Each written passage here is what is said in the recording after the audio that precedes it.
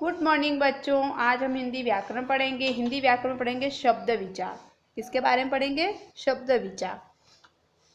हम सभी बोलते समय कुछ ध्वनियों का प्रयोग करते हैं। इन ध्वनियों को वर्ण कहते हैं। वर्णों का ऐसा समूह जिसका कोई निश्चित अर्थ निकले उसे शब्द कहते हैं। शब्द किसे कहते हैं?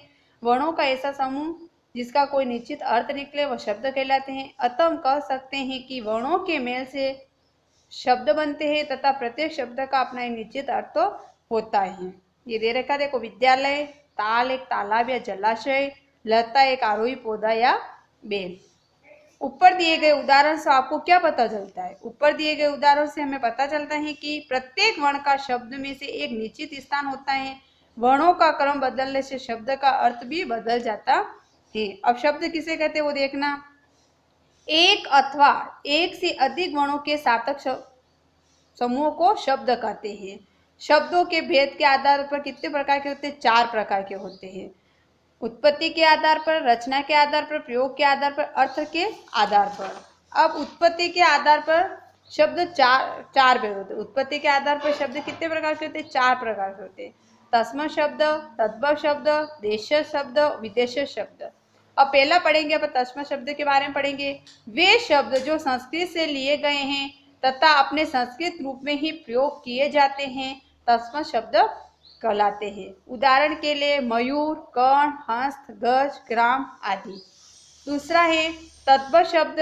इसके बारे में देखो, जो शब्द संस्कृत से बिगड़ कर हिंदी में प्रयोग किए जाते हैं उसे क्या कहते हैं? तद्भव शब्द कहते हैं। उदाहरण के लिए मोर, कान, हाथ, हाथी, गांव आदि।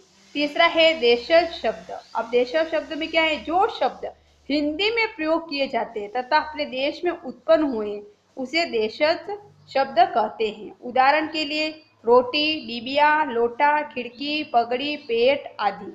अब चौथा है विदेश शब्द। वे शब्द जो विदेशी भाषाओं के तथा हिंदी में प्रयोग किए जाते हैं वो विदेशी शब्द कहलाते हैं।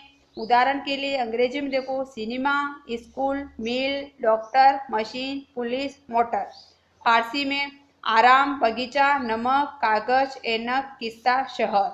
तुर्की में सौगात, लाश, कैंची, सुराख, चिप।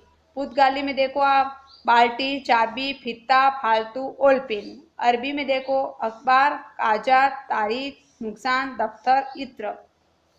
कुछ तस्मा शब्दों के तत्व रूप दिए गए। अब तस्मा शब्द हैं ये देखो, मयूर, अक्ष, रिक्त, मस्तक, अग्नि, सूर्य, मांस, आम्र, उष्ट, सर्प, हस्त। अब ये तत्व शब्द देखो, मोर, आंसू, घी, माथा, आग, सूरज, महीना, आम, ऊंट, सांप, हाथ। अब देखो तस्मा शब्द, निंद्रा, रात्रि, सिंह, कर्ण, गृह, सप्त, अक्षी, पंच, वानर, नयन, दधी। अब तद्भव शब्द में कैसे होता है ये? दीद, नींद, रात, शेर, कान, घर, सात, आँख, 5, बंदर, नैन, दही। देखो तत्म शब्द में नयन होता है, इधर नैन होता है। तत्म शब्द में वानर बोलते हैं, इधर बंदर बोलते हैं। ये अपने को दे रखे। अब रचना अथवा बनावट के आधार पर शब्द 3 प्रकार। रचना के आधार पर शब्द कितने प्रकार के होते हैं? 3 प्रकार के होते हैं। पहला रूढ़ शब्द, दूसरा यौगिक शब्द और तीसरा योग रूढ़ शब्द। रूढ़ शब्द में क्या होता है? वे शब्द जिनके खंड नहीं किए जाते हैं, जो अपने किसी विशेष अर्थ के लिए प्रसिद्ध हो गए हैं, उसे रूढ़ शब्द कहते हैं। उदाहरण के लिए घोड़ा, मेज, फूल, नल, घर आदि। दूसरा है यौगिक शब्द। यौगिक का अर्थ है जुड़ा हुआ। जो शब्द 2 या 2 से अधिक सार्थक शब्दों के मेल से बने हैं उसे यौगिक शब्द कहलाते हैं। उदाहरण के लिए तो पाठशाला, पाठ प्लस शाला, और हिमालय, हिम प्लस आलय आदि। योगरूढ़ शब्द होते जो शब्द यौगिक होते हुए भी किसी विशेष अर्थ में रूढ़ हो गए हो उसे योगरूढ़ शब्द कहलाते हैं। उदाहरण के लिए देखो, जलज, जल प्लस ज, कमल के रूप में रूढ़ हो गया है। प्रयोग के आधार पर शब्द 8 प्रकार के होते हैं। प्रयोग के आधार पर शब्द कितने प्रकार के होते हैं? 8 प्रकार के। पहला संज्ञा, सर्वनाम, विशेषण, क्रिया, क्रिया विशेषण, संबंध बोधक, समुच्चय बोधक और विश्वव्यापक बोधक। अर्थ के आधार पर शब्द दो प्रकार के होते हैं। अर्थ के आधार पर शब्द कितने प्रकार के होते हैं? 2 प्रकार के होते हैं। देखो पहला है सार्थक शब्द और दूसरा है निरर्थक शब्द।